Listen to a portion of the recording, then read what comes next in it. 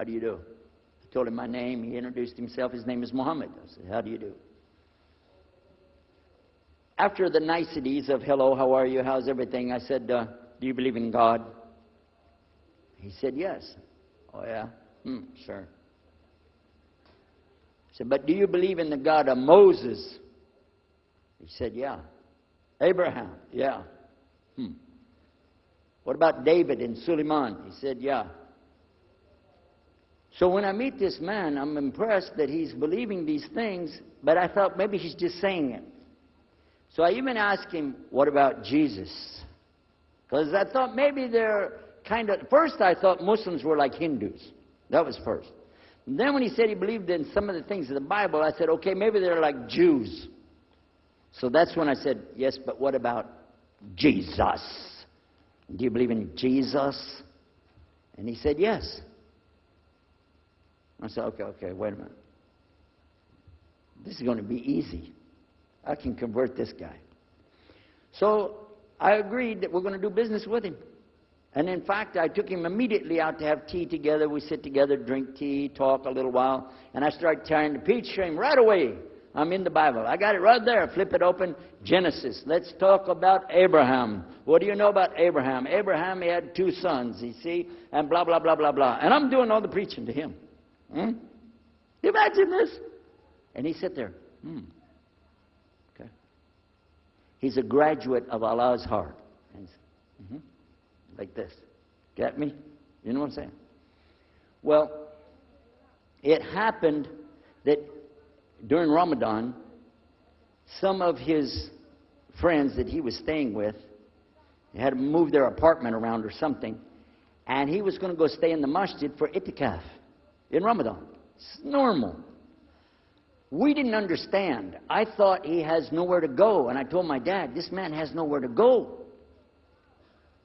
And my dad said, no, he's got money. I said, no, he doesn't. Dad, I'm telling you, he has no place to go. I heard him say he's going to go live in the mosque to a Christian. If you're going to live in the church, ooh, that's the worst. So I said, let me offer that he can stay at our place. And my dad said, no, you don't do that. That's not right. I said, no, I'm going to offer it to him. I went to him and I said, how would you like to come stay at our place? He said, no, I want to go and stay there. I want to stay in the mosque, and it's something good. I said, oh, man, look at this poor man. Oh, my God. He doesn't know, you know.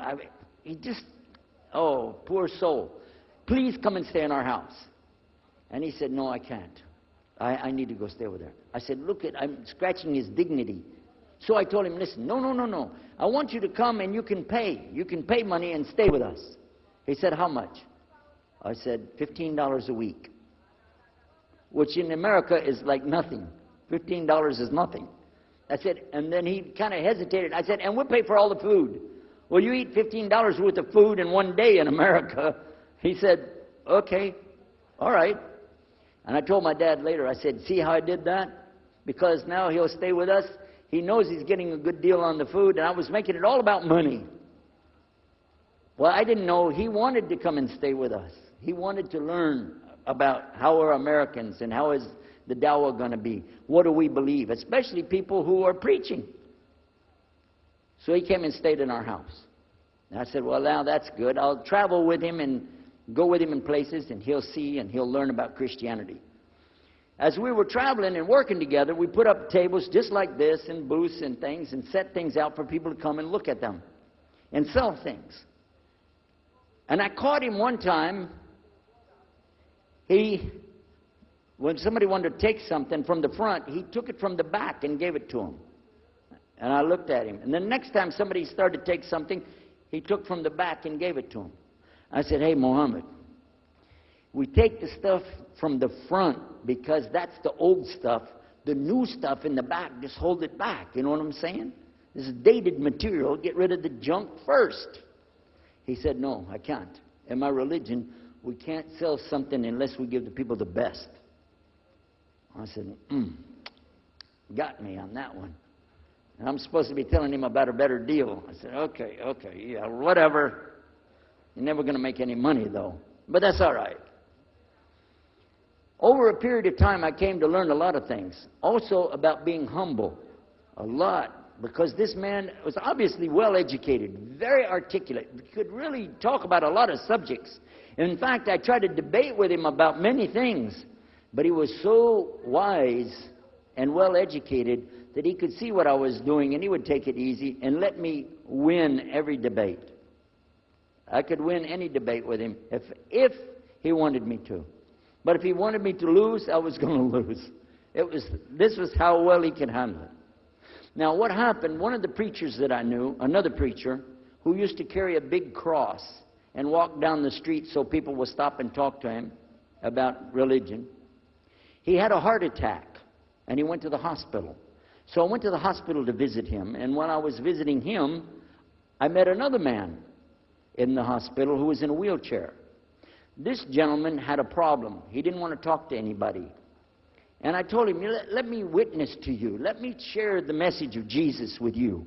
So I took out my Bible, and again, I started telling him about a Prophet Yunus, alayhi salam. And I'm telling them, look at Jonah. He's in the belly of the whale. He's in the sea. He's down there like this, and who knows how long. And suffering like this, you don't have as big a problem as that. And God saved him, so he could save you too. He said, didn't want to talk to me. I asked him, what's your name? He didn't want to tell me. Where are you from? He said, I'm from Venus. So what's that? Well, we do have, there is a Venus, Texas, by the way. But he said, you know, he's from another planet. So I kept, each time I would go, I would talk to him, witness to him. Finally, one day, he started crying. I was pushing his wheelchair around. I took him down. I rolled him around different places. He started crying one day. He said, I'm going to confess something to you. I need to confess something to you. Now, to a Catholic, confession means you're going to tell the priest all your sins. And then he's going to forgive you. Well, I wasn't Catholic. And I told him, listen, I'm not Catholic and I'm not a priest. I'm a preacher. He said, I know better than you do. I am a priest. I said, oh my God. This man is a priest, and he knows the Bible better than I do. He said, I just have had a hard time. I've been here and having heart attacks, and I've been having problems and everything, and trying to figure out a lot of things. He said, I'm sorry I took it out on you. I really am. I apologize. And he started crying. And when he started crying, I felt sorry. You know, I hugged him, and I said, it's okay. One day I went to the hospital, and my friend was gone. So I started visiting with the priest. And that happened one time. I went to visit him at the hospital, and he was gone. And I asked him, where did he go? They said he went home. I said, home? He's a missionary priest from South America. How did he go home? She said, I don't know. He's not here. I'm sure his family. I said, he has no family. I know him personally. He has no family. Where did he go? She said, I don't know. We're not responsible for them. I said, well, let me see where he went. You got it in your file? She said, I can't do that. Those are locked up. Nobody can look in the file. And I got in the lady's face, and I said, listen to me. This man could die in the street right now, and it's going to be your fault. And you're going to get sued because I'm going to sue you for him. She said, okay, his folder's over there, but I'm not going to watch. I went over and I looked for it, got an address where he went. Sure enough, he was in a place where they put people that have no place to go, a shelter.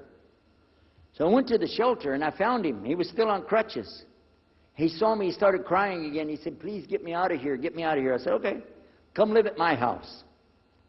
Now, I told you the story so you can see something. Now, look, I have 2 visitors in my house. One is a Catholic priest. The other is a Muslim. And I'm thinking I can get the Catholic priest and convert him to be a Protestant. At the same time, I'm going to catch the Muslim and bring him over to Christianity. High aspirations. But it didn't work. Some strange things began to happen. We would sit around the table at night to discuss what is the Bible and what's the salvation. My father has a Bible. It's called King James Version of the Bible. Most of you probably heard about it, especially any students of Ahmadiyya or Zakir Naik. You've heard about King James Version of the Bible. But I work out of a different one that I've had since 1953. It's called the Revised Standard Version. And it says in it, King James Version has grave mistakes.